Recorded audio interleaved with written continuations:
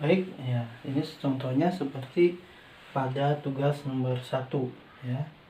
Nah, di sini ada dua buah muatan ya, Q1 dan Q2, muatan positif, besarnya sama ya, Q1 sama dengan Q2 sama dengan Q ya.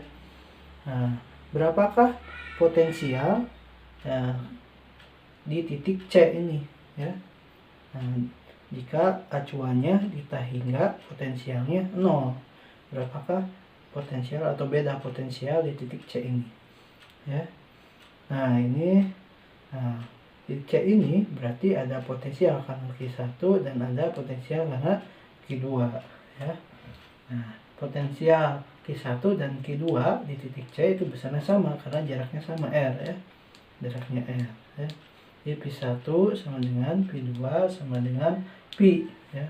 P-nya berapa? Nah, tadi kan kalau potensial ya untuk muatan titik kan K/Q per R tuh ya. K/Q per R. R-nya ya kemiringan ini ya. Segitiga ini tingginya D per 2, alasnya D per 2 ya. Segitiga ini miringnya itu R-nya. Nah, kalau dihitung dengan Pitagoras, R-nya D per 2 akar 2. Nah, itu kan ya. Nah, sekarang berapa sih potensial titik C? Ya, karena ini bisa dijumlahkan saja karena potensial dari Q1 ditambah potensial dari Q2. Dijumlahkannya secara skalar ya, bukan secara vektor karena potensial itu skalar, tidak punya arah ya. Tinggal langsung saja jumlahkan. P1-nya K/Q per R, P2-nya sama K/Q per R di 2 kali ya. Di 2 K/Q per R. Seperti itu. Nah, D-nya, R-nya kita ganti dengan D ya.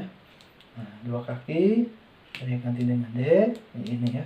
2 akar 2 kaki per D. Nah, itu potensial di titik C ya, ketika ada dua muatan Q1 dan Q2. Nah, Q-nya ini kan di soal itu berapa? 2 mikrokolom ya, tinggal dimasukkan Q-nya di mikrokolom, K-nya tinggal dimasukkan ya. Nah, sekarang yang B ya. Berapakah usaha yang harus dilakukan untuk memindahkan muatan lain dari tah hingga? Ini kan misalkan ada muatan lain ya.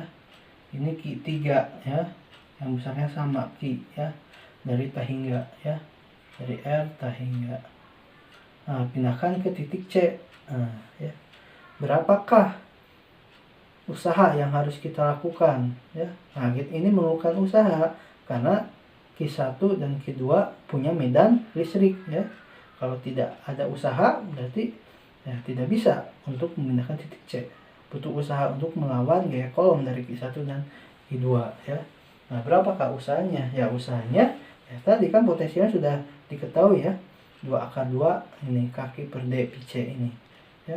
Muatannya Q3, berarti usahanya tinggalkan kalikan saja ya. Q3 kali potensial ya. Nah, sudah ya, gampang sekali ya. Ini usahanya ya. Nah, ini Q3-nya Q besarnya.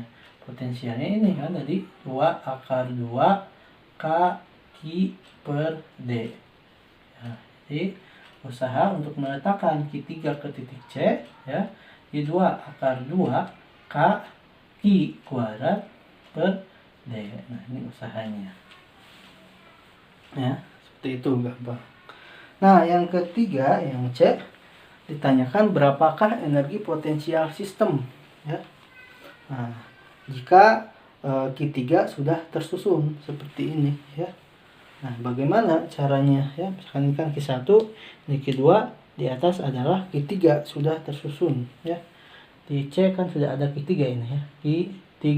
Nah, bagaimana energi potensial sistem ini ya?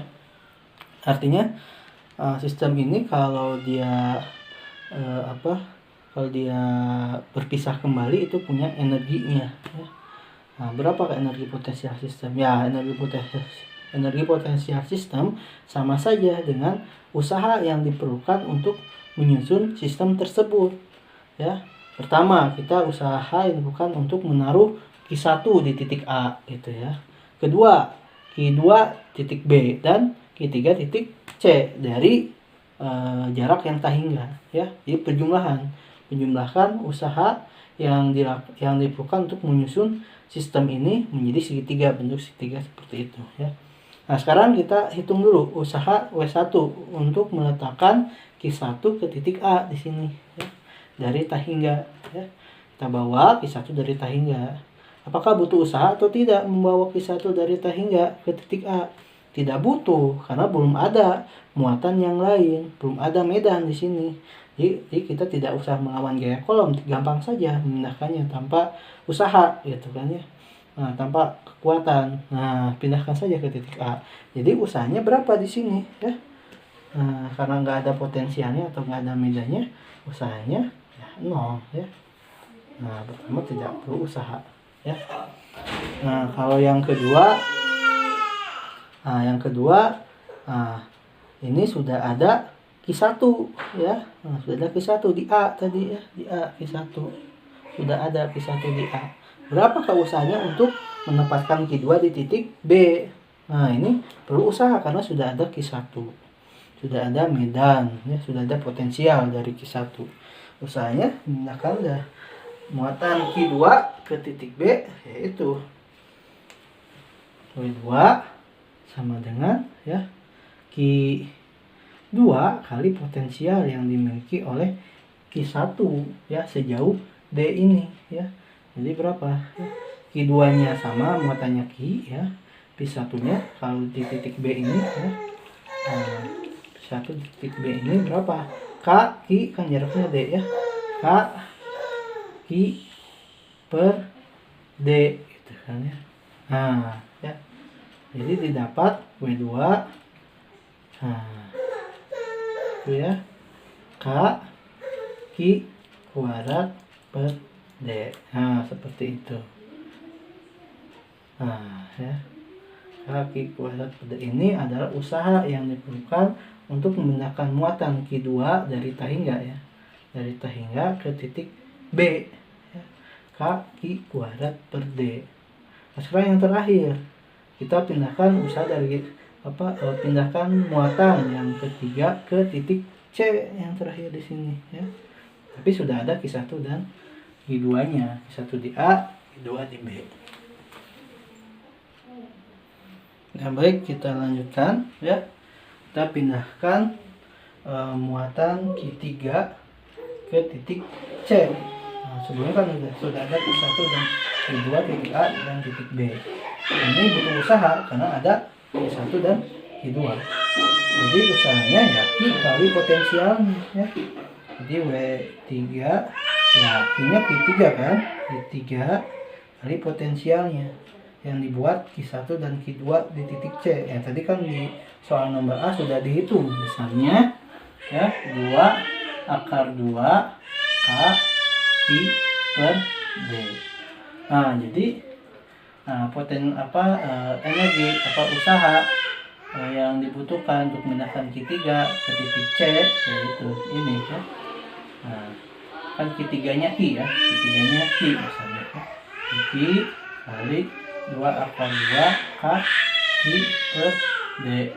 Jadi W3 sama dengan ya 2 akar 2 K Q kuadrat per D.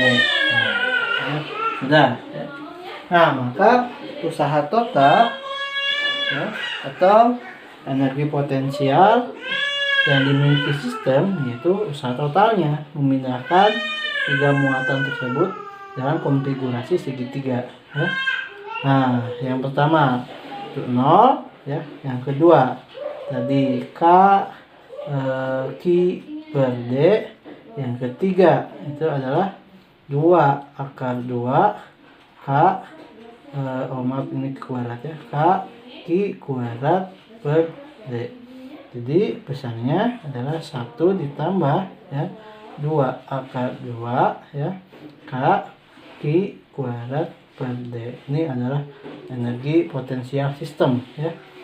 Nah, ini potensial sistem seperti itu.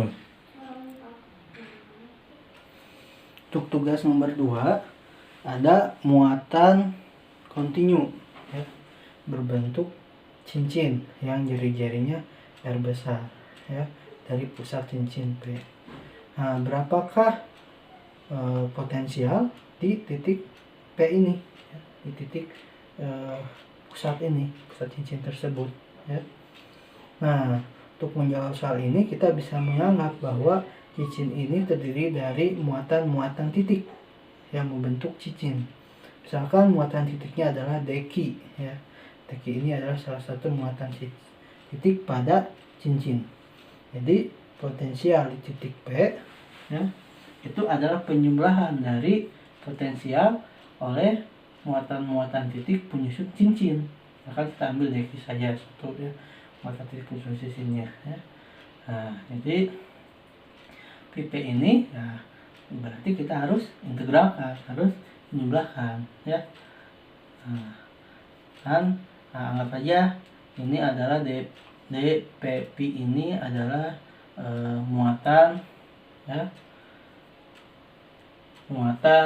potensial karena muatan titik deki yang di sini ya.